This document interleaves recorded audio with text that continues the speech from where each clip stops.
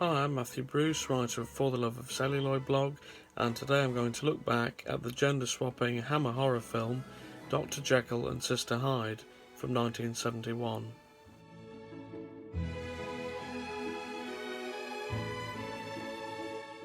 I've never been a devotee of horror films. Certainly when I was younger I would always shy away from gore, which seemed to appeal to some of my curious friends. What I prefer is a happy medium between horror and thriller. I suppose the name for this sort of film would be a chiller, and I feel Dr. Jekyll and Sister Hyde fits that description. This is one of many films produced by the British company Hammer Studios, most famous, I would say, for the career-making Dracula films of Christopher Lee and Peter Cushing. The film offers an alternative take on the classic story from 1886 of The Strange Case of Dr. Jekyll and Mr. Hyde by Robert Louis Stevenson, in which a lawyer investigates strange happenings between his friend Dr. Henry Jekyll and the maleficent Edward Hyde, before it's discovered that, due to the dangerous miracles of science, they are one and the same. In this film by Roy Ward Baker, Dr. Jekyll discovers a formula that, when drunk, transforms him into a dangerously seductive woman, whom he dubs his sister, Mrs. Hyde.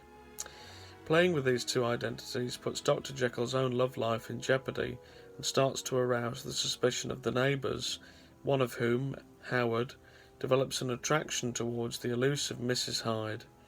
All leads to disastrous consequences.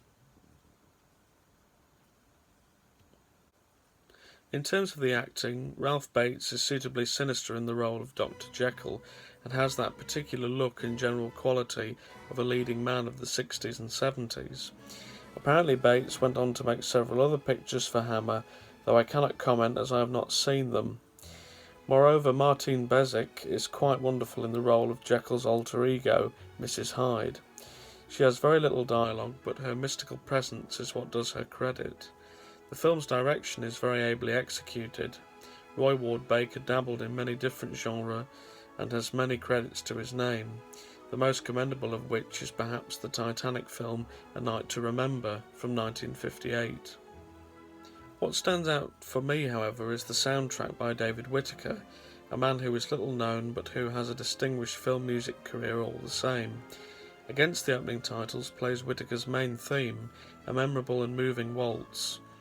As for the rest of the soundtrack, Whittaker's compositions are aptly suspenseful. The film is generally frivolous and the premise is silly, but isn't that true of most horror chiller films? This is also a film which features some fleeting scenes of bare flesh, which is indicative of a time in which Hammer Studios started to mix so-called horror with bawdiness to relatively ill effect, cue lesbian vampires, etc. Dr. Jekyll and Sister Hyde was re-released a few years ago in stunning high-definition Blu-ray by Studio Canal, with accompanying insights into the making of the film. All considered, this film will perhaps not go down in history, and if it did, it would only be recognised in the context of the entire Hammer Studios canon, which itself is undeniably impressive. As a Saturday night's entertainment, though, I wouldn't knock it. Thanks very much for watching, and stay tuned for more from For the Love of Celluloid blog. Follow me on social media and at my website in the video description.